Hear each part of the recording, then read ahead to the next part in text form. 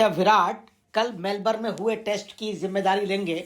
जो दुर्गति 2 बार बन चुकी है, क्या उसकी जिम्मेदारी हार की लेंगे?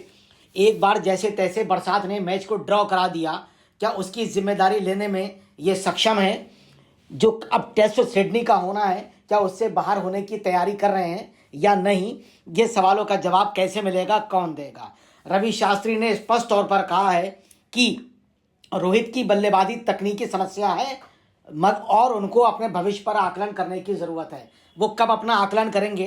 रोहित और विराट जिम्मेदारी नहीं उठा पा रहे हैं, वो कब कहेंगे कि हम जिम्मेदारी उठाने के लायक नहीं हैं?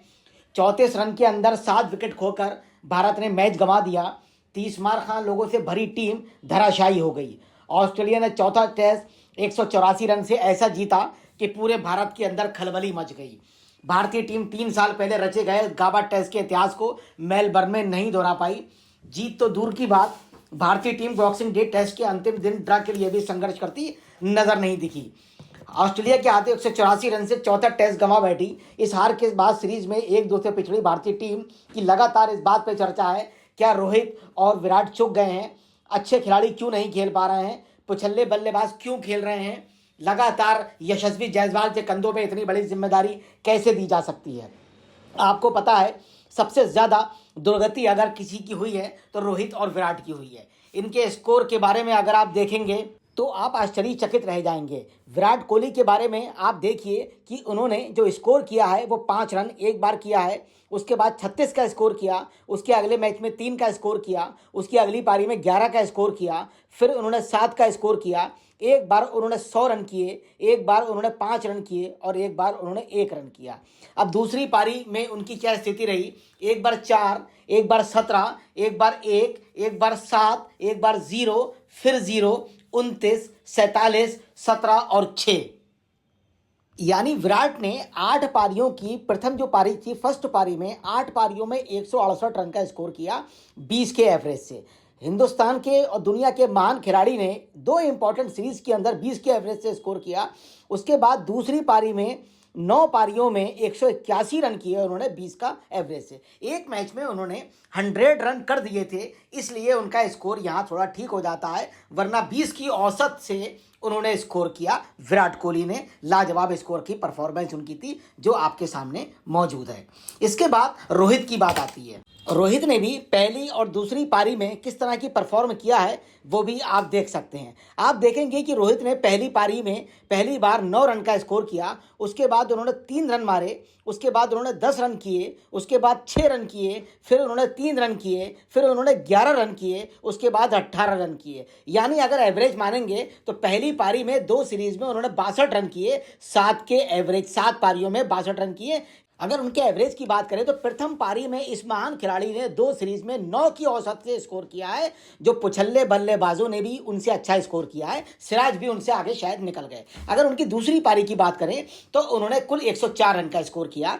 दूसरी पारी की एक पहले में 8, फिर 0, फिर 52, फिर 2, फिर 8, फिर 23, फिर 5 और फिर 6, यानी कुल मिला के 104 रन का स्कोर किया और 8 पारी में 14 की औसत से वो ये स्कोर कर पाए।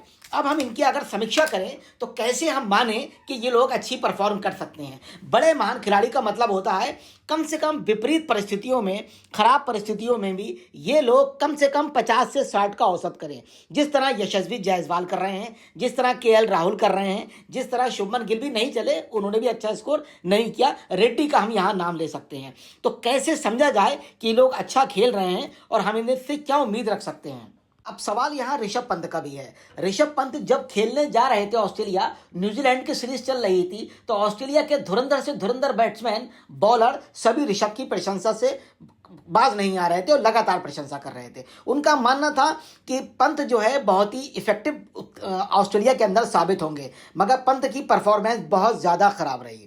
उन्होंने पहले मैच में 3, फिर 6 का स्कोर किया, फिर 10 का स्कोर किया, फिर 3 का स्कोर किया, फिर 5 का स्कोर किया और कल भी 5 रन देके स्लिप में कैच गंवा बैठे। लगातार स्कूप शॉट खेलना, दर्शनीय शॉट बनाने की वजह से उन्होंने अपना कैरियर बर्बाद कर लिया और ऑस्ट्रेलिया के अंदर भारत को हराने में उनकी भी मुख्य भूमिका रही। यशस्वी जायसवाल की हम जितनी प्रशंसा करें कम होगा। राहुल की प्रशंसा भी की जा सकती है और नीतीश रेड्डी ने भी कमाल कर दिया। वो तीनों ही लोग नए खिलाड़ी थे और जिस तरह से उन्होंने परफॉर्म किया उससे ऑस्ट्रेलिया भी भौचक रह गई, क्योंकि सारी की सारी रणनीति ऑस्ट्रेलिया की बड़े खिलाड़ियों की थी, जिसमें रोहित शर्मा के लिए उन्होंने रणनीति बनाई थी, विराट कोहली के लिए रणनीति थी, ऋषभ पंत के लिए रणनीति थी और साथ साथ उनकी रणनीति अश्विन के लिए भी थी। मगर ये सारे के सारे खिलाड़ी चुक गए और नए लोगों ने और पुछल्ले बैट्समैन जो बॉलर हैं उन्होंने खेल कर कमाल कर दिया। यशस्वी की बात की जाए तो यशस्वी ने वाकई इतिहास बनाकर रख दिया, हर मैच में खेलना और लाजवाब खेलना।